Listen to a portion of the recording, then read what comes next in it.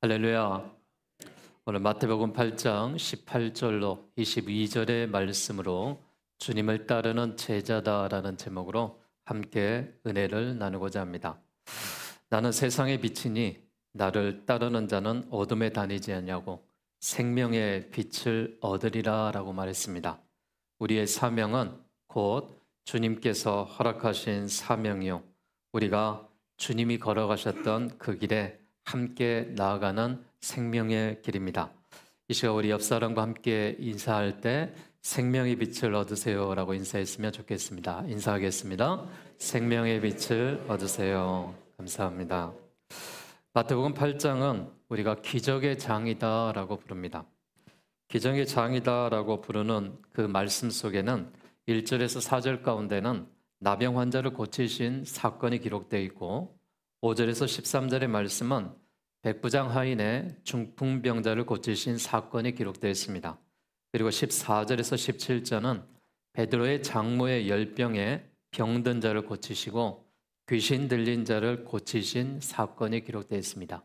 그리고 오늘 본문의 말씀이 있고 23절과 27절은 풍랑을 잠재우시는 사건으로, 28절과 33절은 군대의 귀신을 쫓아내는 사건이 기록되어 있습니다.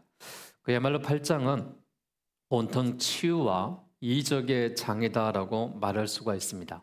그런데 그 중간에 예수님이 제자의 길을 요구하시는 내용이 기록되어 있습니다. 이것은 분명히 병자를 고치신 것이나 풍랑을 잠재운 것이나 귀신을 내어 쫓는 것 같이 기적적인 사건은 아닙니다. 왜 이 사건이 기적의 기사들과 꽉 채워져 있는 이 마태복음 8장에 기록이 되었을까? 그것은 제자의 되는 일이, 또한 이 시대에 참된 그리스도인이 되는 일이 그 자체가 위대한 기적이기 때문이 아닐까라고 생각을 해봅니다. 주님께서는 마태복음 16장 24절에 누구든지 나를 따라오려거든 자기를 부인하고 자기 십자가를 지고 나를 따를 것이니라 라고 말씀하셨습니다. 이 말씀이 부담이 되는 분도 있겠지만 광범위하고 포괄적인 의미로 우리는 자기의 십자가를 지고 주님을 따르는 제자도의 삶으로 살아가는 겁니다. 바라기는 예배하는 우리 모두가 주님을 따르는 제자가 되어서 주님과 동행하며 함께 할 수 있는 믿음의 성도들의 삶이 되시기를 주의 이름으로 기원합니다. 우리가 예수를 믿고 하나님의 자녀가 되는 것은 엄청난 축복이고 엄청난 은혜고 엄청난 하나님의 놀라운 특권입니다. 왜냐하면 이 땅에 사는 동안에 하나님의 보호와 인도하심을 받고 살다가 하나님의 나라를 상속받을 수 있는 사람이 되었기 때문입니다. 그러나 하나님의 자녀 중에서 주님으로부터 사랑받고 인정받는 제자가 된다는 것은 축복임에 동시에 커다란 책임감이 따르겠죠. 사실 믿음으로 구원받아 하나님의 자녀가 되려는 사람들에게 요구하는 것은 없습니다. 선생들이요, 내가 어떻게 해야 구원을 받으리까? 라고 예수님께 질문했을 때 빌립보 간수의 이 질문 가운데 예수님은 주 예수를 믿으라, 그리하면 너와 내 집이 구원을 받으리라 라고 사도행전 16장 31절에 말씀하셨습니다. 즉 우리가 믿음으로 구원받을 수 있는 일에 대해서는 어떠한 장애도 어떠한 불편함도 자신의 믿음으로, 예수 그리스도를 믿음으로 나아갈 수 있는 길이 천국이고 하나님의 나라입니다. 그러나 제자의 삶은 좀 다르겠죠.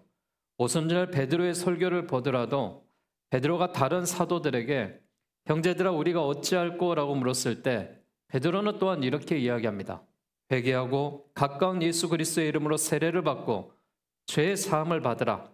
그리하면 성령의 선물을 받으리니 이 약속은 너희와 너희 자녀와 모든 먼데 사람 곧 우리 하나님이 얼마든지 부르시는 자들에게 하신 것이다 라고 말합니다. 우리가 구원받을 수 있는 자격은 회개하는 자가 구원받을 수 있습니다. 예수 그리스도를 주님으로 모신 자가 구원받을 수 있습니다. 우리 모두는 구원받는 하나님의 백성인 줄 믿으시기를 바랍니다. 그러나 오늘 본문의 말씀은 구원받는 자의 이야기가 아니라 어떻게 제자도의 삶을 살아가며 예수님을 따르는 제자가 될 것인가 라는 것입니다. 예수님은 어부였던 베드로와 야고보를 부르실 때 나를 따라오라. 내가 너희를 사람을 낚는 어부가 되게 하리라 라고 말씀하십니다. 세리였던 마태도 부르실 때에 나를 따르라 라고 말씀하셨을 때 마태가 또한 예수님을 따랐던 것을 볼 수가 있습니다. 이렇듯 예수님이 부르셔서 제자가 된 사람들의 공통점이 있습니다. 그것은 주님이 부르실 때 모든 것을 버리고 주님을 따랐다라는 점입니다. 어떤 사람은 배와 그물을 버렸고, 어떤 사람은 부모님을 떠났고, 어떤 사람은 자기가 벌고 있는 직장의 생활들을 떠났습니다. 이것은 쉬운 결정은 아니겠죠. 오늘 봉독한 말씀도 주님의 사역의 초기의 사역 가운데 예수님을 컨택하는 장면입니다. 다시 말해서 주님의 제자가 되겠다라고 나선 사람 중에는 아직도 상당수가 사람들이 제자가 된 것이 아니라 제자가 어떤 일을 하는지 알지 못한 상태에서 주님을 따르려는 그런 자세와 각오에 대한 말씀을 하고 있는 것입니다. 여러분, 주님의 제자가 되기 위해서 주님을 따르려면은 우리가 어떤 각오와 결단으로 나아가야 될까요? 우리는 예수님을 따르려는 결단과 각오가 있어야 될 줄로 믿습니다. 예수님이 산에서 가르치는 말씀을 듣고 큰 감동을 받았습니다. 그뿐 아니라 산에서 내려오신 후에 누구도 고칠 수 없는 나병 환자를 고치셨고, 손을 내밀어 그에게 대시하며 내가 원하노니 깨끗함을 받으라라고 하셨을 때 그 나병이 깨끗해지는 사건이 있습니다. 이분이 원하는 일은 무엇이든지 이루는 것이 아닐까라는 생각이 들었습니다. 정말 중풍병으로 누워있는 백부장의 하인 소식을 듣고 내 믿음대로 될지어다라고 말씀하셨을 때 베드로의 집에 들어가서 열병으로 끙끙 앓고 있던 장인의 그 손을 만지니 열병이 떠나는 사건도 보았습니다. 소문을 들은 귀신 들린 사람들이 많이 데리고 왔지만 귀신들도 예수의 이름으로 쫓아내는 이 사건들을 바라보았습니다. 정말 멋지고 근사한 장면이었습니다. 오늘 성경에 보니까 이를 다 목격했던 서기관이 주님을 찾아와서 이렇게 말하는 것입니다. 선생님, 어디로 가듯인지 저는 주를 따르겠나이다 라고 말씀을 합니다. 그러자 주님이 이 서기관에 뭐라고 말씀하십니까? 오늘 본문 마태복음 8장 20절에 여우도 굴이 있고 공중에 새도 거처가 있으되 인자는 머리 둘 곳이 없다라고 말씀하십니다. 그런 생각으로는 도저히 제자도의 삶을 살 수 없다라는 것입니다. 서기관은 치료하는 장면을 봤습니다. 서기관은 일으키는 장면을 봤습니다. 서기관은 귀신을 내쫓는 일을 보았습니다. 예수님을 따르면은 자신도 그렇게 명예와 권력과 이런 능력을 받을 것이다라고 생각을 했던 것 같습니다. 그러나 예수님은 인자는 머리 둘 것이 없다라고 말씀하시면서 나는 그런 영광을 받기 위해서, 그런 존중을 받기 위해서 이 일을 행하는 것이 아니다라고 말씀하시는 것입니다. 예수님을 따르는 일은 의식주의 문제가 안정적으로 확보되는 그런 일들이 아닙니다. 예수님을 따르는 일은 입신양면을 지향하는, 즉 자신의 뜻을 확립하면서 이름을 드러내기 위한 일이 아니다라는 것입니다. 출세가 보장되는 일이 예수님을 따르는 일이 아니라는 것입니다. 때론 사람들에게 배척을 당하며 안정된 삶의 거처도 없이 정처 없이 돌아다니면서 자기를 희생하고 다른 사람을 살리는 일이 제자의 삶이다라고 말씀하고 있습니다. 그래서 주님은 마태복음 16장 24절에도 말씀하시기를 누구든지 나를 따라오려거든 자기를 부인하고 자기 십자가를 지고 나를 따를 것이니라 라고 말씀하고 계십니다. 모르긴 몰라도 이렇게 허영심에 사로잡혀 예수의 제자가 되려 했던 서기관은 아마도 예수의 말씀을 듣고 그의 제자 되기를 포기했는지도 모릅니다. 왜냐하면 그는 자신의 뜻을 확립하기 위해서, 이름을 드러내기 위해서 예수님의 제자가 되는 것이 낫다라고 생각을 했기 때문이겠죠. 요즘에도 좋은 직장들이 있습니다. 안정된 사업들이 있습니다. 그런데 이를 포기하고 목회자의 길을 나서며 제자의 길을 따르려고 하는 사람들이 종종 있습니다. 대단한 결심이죠. 그런데 이런 사람들 중에는 좀 엉뚱한 사람들도 있습니다. 요즘 직장도 불안하고 또 특별한 일도 없고 하니 내가 신학 공부나 해볼까? 이런 사람들이 있습니다. 자기가 하고 있는 직장 생활도 목사가 되는 것이 훨씬 낫다라고 생각하며 직장을 포기하며 목회의 길을 접어드는 그런 사람들도 대부분 봅니다. 그런데 그런 사람들의 이 모든 삶을 보게 되면은 이 사람이 목회자로서 대부분이 실패하는 그런 일들을 보게 되죠. 여러분, 주님을 따르는 제자의 삶이다, 사명자의 삶이다라는 것은 고난의 길이고 이 길이 자기의 십자가를 짊어지고 따라가는 길인 것을 믿으시기를 바라겠습니다. 그러다 보니 요새 신학교 학생들이 줄고 있다고 하죠. 예수님이 그랬듯이 고난과 고생을 각오하지 않고는 주님의 제자가 될 수 없는데 요즘에는 사명자가 되기를 싫어합니다. 고생하기를 싫어합니다. 핍박받기를 싫어합니다. 주님의 제자도의 삶을 사는 그 자체가 힘들어 보이기도 합니다. 진정한 제자로 주님을 따르려면 고생을 각오하는 그런 마음과 자세를 가지고 우리가 살아가야 된다라고 주님 말씀하시는데 주님의 사명을 감당하는 큰 비전이 있어야 되겠죠. 어떤 어려움에도 여러분이 제자의 길을 선택하고 그 길을 가기를 원하신다면 모든 것들을 이겨내고 자기의 십자가를 짊어지고 주님을 바라보며 고생을 각오하는 자세로 나아가시기를 주의 이름으로 축복합니다. 예수님을 따르려면 어떻게 해야 될까요? 하나님의 나라에 전심전력하는 자세가 필요하겠죠. 21절 말씀의 제자 중에 또 한 사람이 이렇게 이야기합니다. 주여, 내가 먼저 가서 내 아버지를 장사하게 허락하소서. 예수님의 제자가 되어 따라다니면 신나고 좋은 일이 있을 줄 알았는데 이야기를 듣고 보니 고난이 있습니다. 집도 없습니다. 명예도 없습니다. 사람들에게 핍박받는 일이었습니다. 그래서 예수님의 제자가 되어 따라다니면 이런 아픔과 고통이 따를 것 같아서 핑계댈 일을 찾습니다. 주여, 내가 먼저 가서 내 아버지를 장사하게 허락하옵소서. 그렇게 예수님에게 청합니다. 주님을 따르지 않겠다는 것은 아니죠. 내가 우선적으로 해야 될 일이 있다는 것입니다. 먼저 가서 아버지의 장례를 마치고 오겠다는 것인데 장례 의무는 참 중요한 것이죠. 가정적으로나 종교적으로나 사회적으로나 그 영역에서 매우 중요한 일입니다. 장례 의무는 어떤 일보다 우선적입니다. 하나님의 보상이 약속된 사랑의 행위였고 또한 지금 이 시대에도 이런 장례의 문화는 어떤 일보다 우선되겠죠.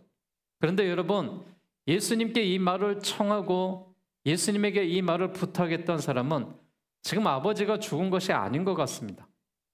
아버지가 곧 돌아가시고 그런 장례일이 있을 것을 예비하는 것이죠.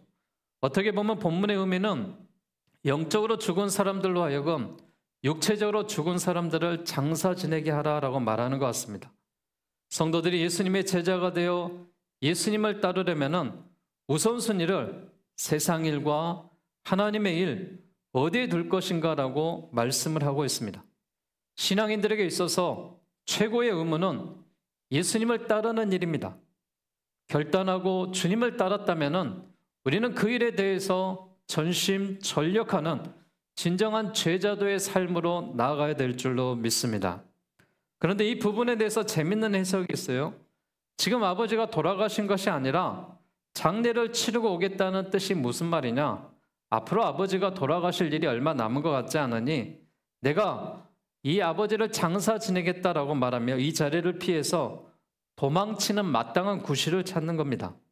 집에 계신 연로하신 아버지를 구실 삼아서 아버지가 돌아가시면은 장례를 치르고 오겠다는 뜻이죠. 사랑하는 여러분, 우리가 예수님을 따라 하나님의 일에 전심전력하려면 어떤 자세가 필요하겠습니까? 이게 하나님의 일이라면 희생을 각오하는 것입니다. 이것이 하나님의 일이라면 고난을 각오하는 것입니다. 내 명예가 아니라 오직 하나님만 높여드릴 수 있는 그런 믿음의 자세가 하나님의 나라에 전심전력하는 자세가 아니겠습니까?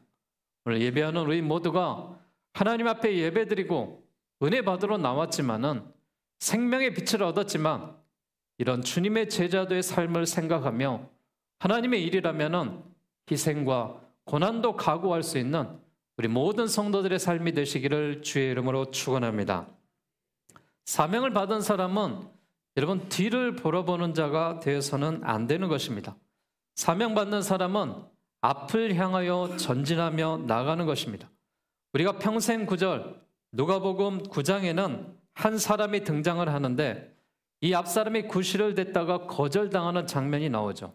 그때 누가복음 9장에 보면 동일한 사건의 말씀을 누가가 이렇게 해석하며 또 다른 한 사람의 예를 듭니다. 주여, 내가 주를 따르겠나이다마는 내가 먼저 가족을 작별하게 하옵소서라고 금방 가족들과 작별 인사를 나누고 오겠다라고 핑계를 대고 있습니다. 엘리사가 스승 엘리야의 부름을 받을 때도 그는 가족과 마지막 입맞춤을 하게 해달라고 요청을 했습니다. 그런데 뜻밖에도 예수님은 누가복음 9장 62절에 이렇게 말씀을 하십니다. 손에 쟁기를 잡고 뒤로 돌아보는 자는 하나님의 나라에 합당치 아니하리라 라고 하셨습니다. 아니 잠깐 작별 인사를 하고 오겠다는데 왜 주님은 이마저도 거절하셨을까요? 이 사람의 마음은 가족에 대한 염려로 가득 차 있습니다. 만약 가족과 작별 인사를 하러 가서 가족 중에 누가 간곡히 부탁을 하면은 가정의 발목을 잡힐 수 있는 그런 사람이겠죠. 그래서 주님은 이렇게 말씀하시는 겁니다. 손에 쟁기를 들고 밭을 간다는 것이 무슨 의미입니까? 앞을 바라보고 밭을 갈아야지만이 그 밭이 곧게 갈아지는 것입니다. 자기가 하는 일 외에 다른 일에 신경을 쓰면은 뒤를 돌아보고 이 쟁기를 들고 밭을 간다면은 고랑은 곧게 될 수가 없겠죠. 이처럼 예수를 따르는 제자의 궁극적인 목적이 무엇이냐? 하나님의 나라에 전파하는 일이 궁극적인 목적입니다. 예수님을 따르는 제자의 옳은 삶은 천국의 보물과 영생을 상속받는 일입니다. 이 목적의식을 잠시도 망각해서는 안 되는 것입니다. 여러분, 사명이 무엇입니까? 하나님께서 무슨 목적으로 우리를 부르셨을까요? 하나님께서 왜 나를 구별하여서 나의 예배를 받고 계시고 내가 하나님의 성전을 찾아 예배하는 자로 쓰고 있습니까? 아무 목적 없이 살다가 우리가 천국에 부름받는 그저 회개하고 믿음으로 나아가는 그런 그리스도인의 삶도 있겠지만 우리는 이 시대에 하나님이 찾으시는 교회가 돼야 되고 이 시대에 하나님이 부르시는 사명자가 돼야 되고 목적 있는 삶을 살아가는 우리 모든 성도가 돼야 될 줄로 믿습니다. 오늘 성가대가 찬양했듯이 우리의 평생에 가장 복된 일은 예수님을 만난 일입니다. 우리의 평생에 가장 잘한 일은 예수님을 주로 섬기는 일입니다. 그러나 우리 모두가 주님을 따르는 그런 제자들의 삶을 살아간다면 후회하지 않는 삶이 되시기를 바라겠습니다. 예수님의 제자가 되었던 사람은 주님의 부르심을 머뭇거리지 않고 즉각적으로 순종했던 사람입니다. 내가 진실로 진실로 너에게 이르노니 세상이 새롭게 되어 인자가 자기 영광의 보좌에 앉을 때에 나를 따르는 너희도 12보좌에 앉아 이스라엘 12지파를 심판하리라. 또 내 이름을 위하여 집이나 형제나 자매나 부모나 자식이나 전토를 벌인 자마다 여러 배를 받고 또 영생을 상속받으리라 라고 약속하셨습니다. 사랑하는 여러분, 우리가 뒤를 돌아보지 아니하고 앞을 향하여 나가는 자에게 또한 영적으로 주님을 따르는 제자도의 삶 가운데 하늘 보좌 우편의 자리를 내어주신다고 말씀하십니다. 영생을 상속받게 하리라라고 말씀하고 계십니다. 예수님의 제자로 부름받은 것은 귀하고 소중한 일입니다. 여러분, 그 시대의 제자들만 제자의 삶을 살아가는 것이 아니라 지금 우리 한 사람 한 사람이 세상에 빛과 소금의 역할을 감당하는 생명의 빛을 얻은 이런 제자도의 삶으로 살아가야 될 줄로 믿습니다. 사내들인 공회에 온갖 말로 타이르고 협박을 했지만 하나님 앞에서 너희의 말을 듣는 것보다 하나님의 말씀을 듣는 것이 낫다라고 무엇이 옳은가 판단하라고 말했던 이런 사도 바울의 외침처럼 우리 모두가 그리스도의 제자들이 될 수 있는 이런 삶의 의미가 있는 은혜의 모습으로 살아가야 될 줄로 믿습니다. 여러분 한 사람은 가정의 귀한 제자도의 삶으로 주님을 따라서 가정의 복음의 빛을 비치는 그리스도인이 되어야 될 줄로 믿습니다. 나는 예수 그리스도의 제자가 되어야 될 줄로 믿습니다. 주님의 사명을 받았다면 우리가 앞을 바라보며 전진하며 나아갈 수 있는 그리스도인들이 되시기를 주의 이름으로 축복합니다. 오늘 예수님을 따르는 제자도의 삶에 대해서 말씀을 드렸습니다. 여러분, 우리가 예수님을 따르는 제자가 되기 위해서는 주님을 최고로 섬기는 그리스도인이 되시기를 주의 이름으로 기원합니다. 그분의 뜻을 삶의 중심으로 모시고 살아가는 우리 모두가 되시기를 바라겠습니다. 우선순위를 확실하게 해서 이것이 하나님의 일이라면 우리가 일을 먼저 하고 내 삶을 뒤로 한다면 하나님께서 내 삶도 책임져 주시라고 믿습니다. 주님의 제자는 모든 생활의 영역, 곧 자신과 가정과 일터와 사회와 그리고 교회와 하나님의 나라에 대한 모든 생활에 충실해야 될 줄로 믿습니다. 주님께서 우선적으로 명령하시는 말씀, 제1순위로 주님의 길을 따르는 일에 대해서 말씀하고 계십니다. 그리고 나의 일과 가정생활, 직장생활, 세상에 그리스도인으로 살아간다면 여호와 하나님께서 구별된 우리 모두에게 하나님의 놀라운 은총과 형통의 축복으로 함께할 줄로 믿습니다. 사도 바울은 하나님을 사랑하는 자, 곧 그의 뜻대로 부르심을 입은 자들이 모든 것이 합력하여 선을 이루리라 라고 로마서 8장 28절에 말씀했습니다. 사랑하는 여러분, 우리 모두가 주님이 말씀하셨던 이 제자도의 길을 물론 힘들고 어려운 일이지만은 주님을 따르는 그리스도인으로서 고생을 각오하고 이것이 하나님의 일이다라고 판단된다면은 전심전력하고 뒤를 보지 않고 앞을 향하여 전진하며 나아갈 때 여호와 하나님이 우리의 삶을 책임져 주시고 역사하시고 은혜 가운데 함께해 주시라고 믿습니다. 예수님께서 지상사역을 마치고 승천하시면서 이렇게 말씀하셨습니다. 마가복음 16장 17절과 18절에 믿는 자들에겐 이런 표적이 따르리니 곧 그들이 내 이름으로 귀신을 쫓아내며 새 방언을 말하며 뱀을 집어 올리며 무슨 독을 마실지라도 해를 받지 아니하며 병든 사람에게 손을 얹은 즉 나으리라 라고 말씀하셨습니다. 지금 예수님이 우리와 함께 계시지는 않습니다. 그러나 성령 하나님이 우리와 함께 하심으로 인하여서 예수님이 행하셨던 것처럼 악한 귀신들을 쫓아내고 새 방언을 말하며 악독에 빠져있는 모든 사람들에게 소망의 빛으로 함께하는 주님이 행하셨던 제자의 삶이 우리에게 이 시대에 함께할 줄로 믿습니다. 이 말씀을 문자적으로 해석할 수는 없으나 주님은 제자의 세상 사람들이 능히 할 수 없는 일들을 맡기시며 특별한 능력 가운데 함께할 줄로 믿습니다. 오늘 말씀을 듣는 우리 모두에게 여호와 하나님이 함께하여 주셔서 하나님, 내가 제자의 사명을 감당해야 될 일이 있다면 나도 이 사명을 감당하게 해달라고, 하나님, 내가 주의 교회를 위해서 해야 될 일이 있다면 그 사명을 감당하게 해달라고, 내 직장과 내 사업과 내 가정 가운데 해야 될 일이 있다면 이 일을 감당하게 해달라고, 그래서 주님을 따르는 제자의 삶으로 우리가 살아가셔서 믿음으로 승리하시고 세상에 빛과 소금의 역할을 감당하는 우리 모든 믿음의 성도들의 삶이 되시기를 주의 이름으로 축원합니다. 이 시간 우리 함께 찬양 드릴 때 사명이라는 찬양입니다. 우리의 길 가운데 여호와 하나님 인도하시고 사명자의 삶으로 나가실 바라며 이 찬양 가운데 하나님 우리가 고백 있는 찬양이 되기를 바라겠습니다.